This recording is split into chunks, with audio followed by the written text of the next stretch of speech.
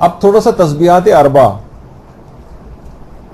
سبحان اللہ والحمد للہ ولا الہ الا اللہ واللہ اکبر، یہ خود اتنا ایک عظیم کلمہ اور جملہ ہے کہ واقعتاً اب تک آپ سرسری طور پر اگر پڑھتے رہی ہوں تو اب آپ کو اندازہ ہوگا کہ کتنا عظیم کلمہ آپ اپنی زبان سے سرسری طور پر نکال رہی تھیں۔ کہا جاتا ہے کہ روایات میں کی جو 4 تسبیحات ہیں، سبحان اللہ ہے ایک، والحمد للہ ہے، پھر ولا الہ الا اللہ واللہ اکبر، جب اسے تسبیحات اربع یعنی 4 تسبیحات کہا جاتا ہے۔ انہی 4 تسبیحات پر خانہ کعبہ کی دیواریں استوار ہیں، اور اللہم صلی علی محمد،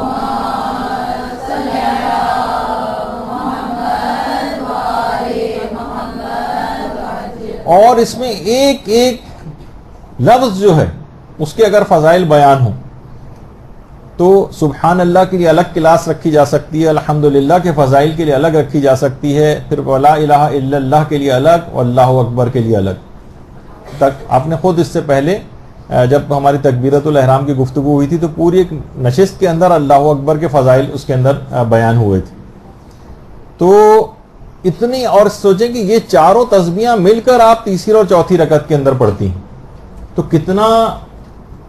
اس کے فضائل ہوں گے کہ ان چاروں تسبیحوں کو جمع کر کے پھر اس کو جو ہے اس انداز سے پڑھا جاتا ہے تیسری اور چوتھی رکعت میں۔ تو تسبیحات اربع جو ہیں یہ کتنی مرتبہ پڑھنی چاہیے؟ تو اس میں یہ ہے کہ ایک دفعہ پڑھنی تو واجب ہے تیسری اور چوتھی رکعت میں، کہ ایک دفعہ کم سے کم اس کو پڑھیں،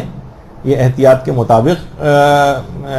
اگر ایک دفعہ پڑھیں تو یہ واجب ہے، اور احتیاط کے مطابق یہ ہے کہ کم سے کم 3 مرتبہ تسبیحات اربع پڑھی جائے۔ 2 دفعہ بھی پڑھ سکتے ہیں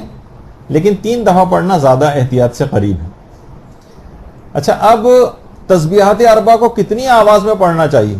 کیونکہ لوگ عام طور پر یہ مسکنسیپشن ہے اور سمجھتے ہیں کہ جو جہری نماز ہے کیونکہ وہ بلند آواز سے پڑھی جاتی ہے تو تسبیحات اربع کو بھی شاید بلند آواز سے پڑھنا چاہیے۔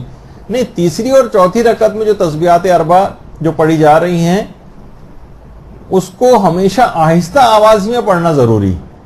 اس کو بلند آواز سے نہیں پڑھ سکتے، خواہ وہ نماز جہری نمازی کیوں نہ ہو۔ یعنی فجر، مغرب، عشاء کی جو 2 رکعت ہوتی ہیں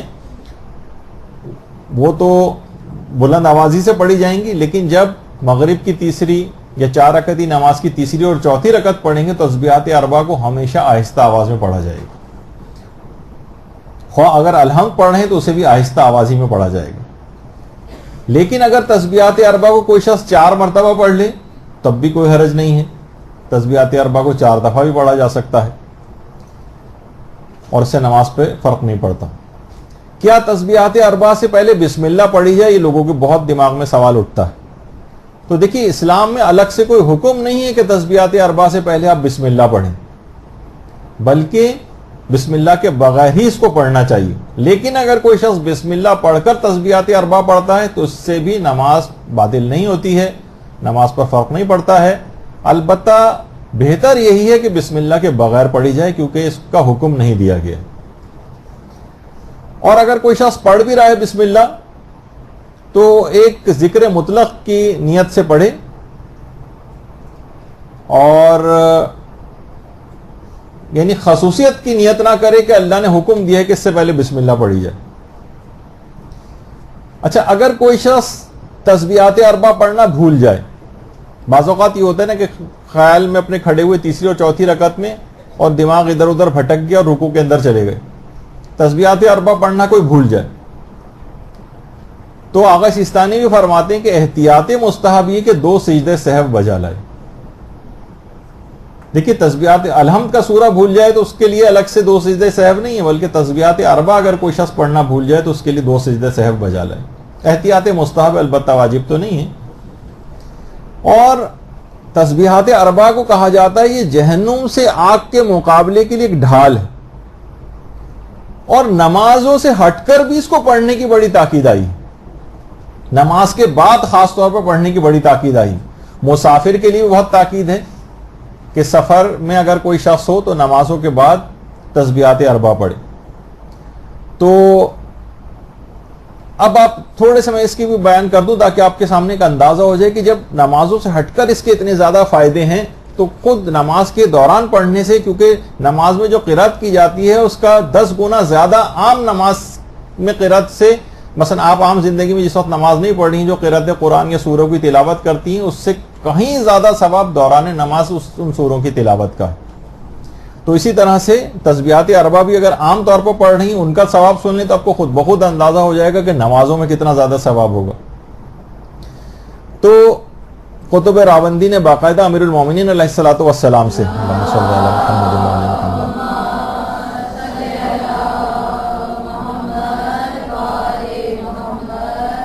ایک صحابی تھے برا بن عازب،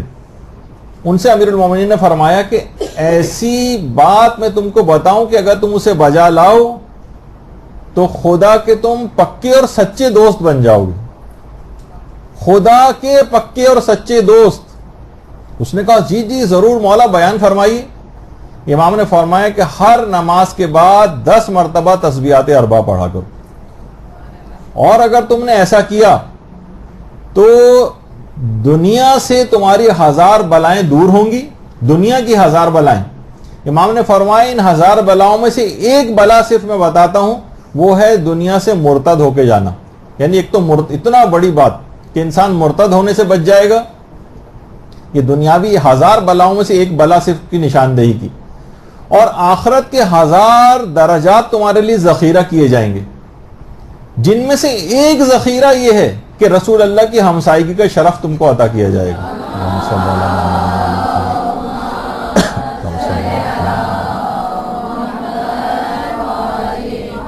واجب نمازوں کے بعد ہر نماز کے بعد صرف 10 مرتبہ تسبیحات اربع پڑھنا، یہ آپ دیکھ لیجئے، یعنی 1000 دنیاوی بلاؤں سے نجات جن سے ایک مرتد ہونا ہے، اور 1000 آخرت کے درجات تک رسائی جس میں سے ایک درجہ پیغمبر اسلام کی ہمسائیگی کا شرف۔ اچھا، پھر اس کے بعد اگر کوئی شخص 30 مرتبہ نماز کے بعد اسے کہے تو ہمارے چھٹے امام جعفر صادق علیہ السلام فرماتے ہیں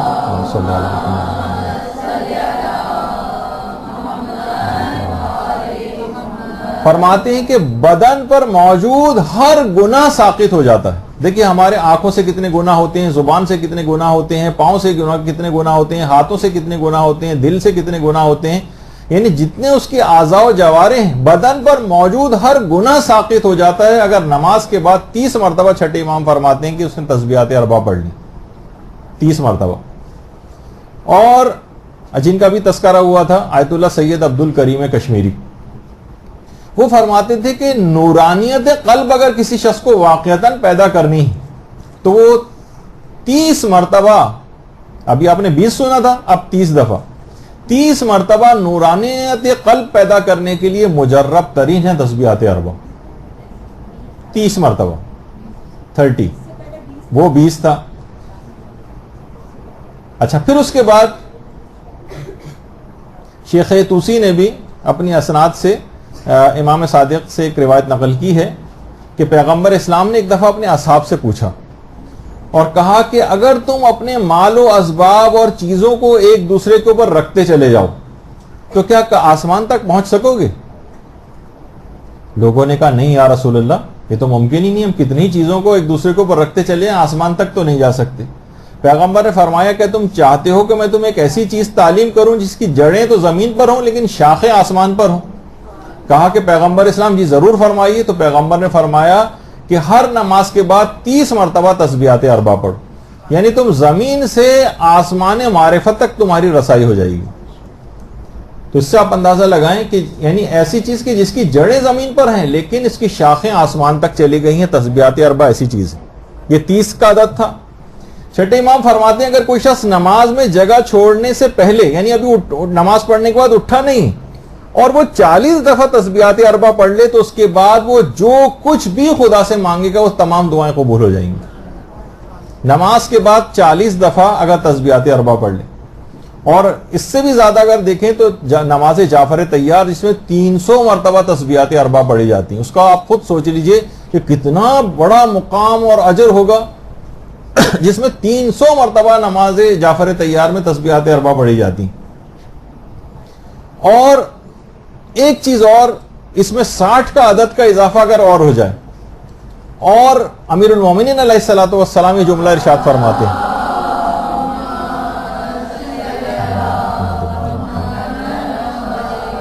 فرماتے ہیں کہ اگر 360 مرتبہ اگر کوئی شخص تسبیحات اربع روز پڑھ لیتا ہے تو اس کے روزانہ کے تحفظ کی ضمانت یہ بن جاتی. دیکھیے آج کل کتنا جان کو خطرہ ہے, مال کو خطرہ ہے, عزتوں کو خطرہ ہے, اور خواتین کو اگر دیکھیں تو کتنا اپنا اوقات کو ضائع کرتی ہیں. مرد تو چلیں پھر بھی مختلف کاموں کے اندر اور روزگار کے سلسلے میں مصروف رہتے ہیں, تو زیادہ تر جن کے پاس اتنا ٹائم ہے خواتین ایسی محفلیں گھر میں منعقد کریں, تمام مومنین کے لیے بیٹھ کر 360 دفعہ روزانہ, یا لوگ آپس میں ڈیوائیڈ بھی کر سکتے ہیں کہ یہ ہم سب کی جان و مال و عزت و آبرو کی حفاظت کے لیے پڑھ رہے ہیں. ان چیزوں کو گھروں کے اندر رائج ہونا چاہیے. یعنی عام طور پر خواتین کو بھی وہ باتیں زیادہ سمجھ میں آنے لگیں, کہا جائے کہ جناب آپ کو, اور اس کی ضرورت بھی پیش آ جاتی ہے کبھی, لیکن ہر دفعہ تو ضرورت نہیں ہوتی اس کی کہ ہر وقت وہ سوچیں گے نہیں ہمیں تمام مظاہروں کے اندر ہی شریک ہونا ہے ہمیشہ, یعنی تمام تر صورتحال کے اندر نہیں. ایسی صورتحال ہوتی کبھی آپ کا کہیں جانا باہر پاسبل نہیں ہوتا, تو گھروں میں ان تمام چیزوں سے بھی استفادہ کریں.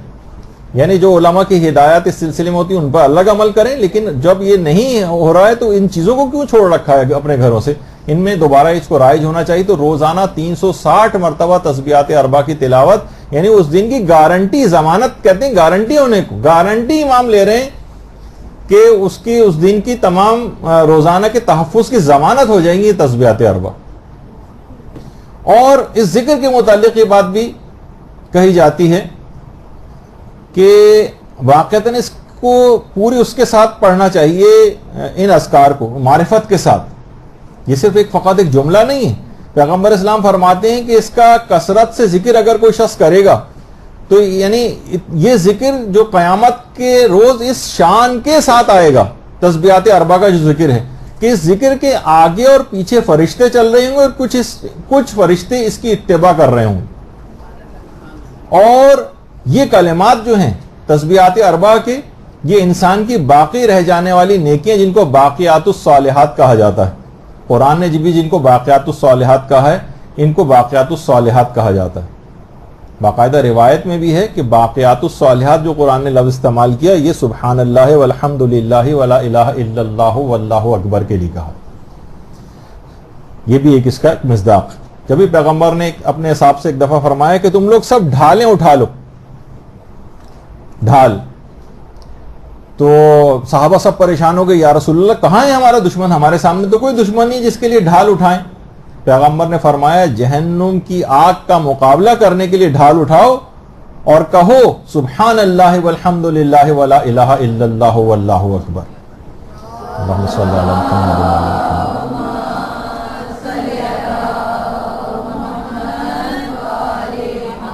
اور یہ جملے ایسے ہیں واقعتاً کہ انسان, روایات میں آئے کہ دیوار کے نیچے دب کر مرنے سے محفوظ ہوگا, یعنی زلزلوں وغیرہ میں اس طرح دب کے مر جاتے ہیں, غرق ہونے سے محفوظ رہے گا, سیلاب, طوفان, سونامی اور کیا کیا کی چیزیں آ جاتی ہیں, کنویں میں گر کر مرنے سے محفوظ ہوگا, درندوں کے چیرنے پھاڑنے سے محفوظ ہوگا, انسانی شکلوں میں جو درندے آج کل پھر رہے ہیں ان سے بھی انشاءاللہ محفوظ ہوگا, اور بری موت سے انسان محفوظ ہوگا, اور انسان پر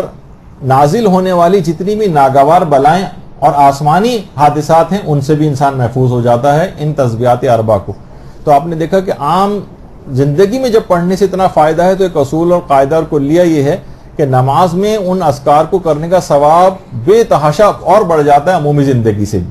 تو آپ سوچیں کہ تسبیحات اربع یہ جو ابھی تک تو آپ نے سنا کہ ایک دفعہ واجب تھا, لیکن 3 دفعہ پڑھنا, اور 3 سے زائد دفعہ بھی پڑھا جا سکتا ہے, 5 دفعہ بھی پڑھا جا سکتا ہے, 7 دفعہ بھی پڑھا جا سکتا ہے. بہتر ہے کہ طاق عدد میں پڑھا جائے اس کو. تو نماز میں زیادہ سے زیادہ بھی پڑھنے کی آپ کو اجازت ہے. تو اگر یہ نماز میں اس انداز سے پڑھی جائے پوری معرفت کے ساتھ تو نماز آپ کی بہترین نماز انشاءاللہ قرار پائے گی. اور پیغمبر نے ایک جملہ اور ارشاد فرمایا کہ 5 چیزیں ایسی ہیں جو نامہ اعمال کو بے انتہا وزنی کر دیتی ہیں. ان میں 4 چیزیں تو فقط یہی تسبیحات اربع ہیں. 5 چیزوں سے پیغمبر نے فرمایا جس سے نامہ اعمال بے انتہا وزنی ہو جاتا ہے, جس میں 4 چیزیں تو یہ 4 تسبیحیں ہی ہیں. اور 5ویں پیغمبر نے فرمایا اگر کسی مومن کا کوئی نیک بیٹا مر جائے اور اس کی موت پر وہ صبر کرے, 5ویں چیز وہ ہے. تو آپ نے دیکھا کہ بہرحال یعنی خود ان 5 چیزوں کے اندر جو نامہ اعمال کو وزنی کرتی ہیں 4 تو فقط یہ تسبیحات ہیں. اور کعبہ, بیت معمور اور عرش الہی کی جو بنیادیں ہیں وہ ان 4 تسبیحات کے اوپر. تو بہرحال اور یہ بھی علماء بیان فرماتے ہیں جس روایات سے جس کی تائید ہو جاتی ہے کہ اگر کوئی شخص انفاق کے اوپر کسی کی طبیعت مائل نہیں، زیادہ پیسہ خرچ کرتے ہوئے اس کے ہاتھ رکتے ہیں، نماز شب کے لیے راتوں کو اٹھ کر عبادت کرنا اس کے لیے پاسبل نہیں، زیادہ روزے رکھنا اس کے لیے مشکل ہوتا ہے، بہت سے لوگوں سے نہیں روزے رکھے جاتے ہیں، تو پھر آخر ایسے اشخاص تسبیحات اربع پڑھنے سے کیوں بخل کرتے ہیں؟ روایت میں ایک سوال پوچھا گیا،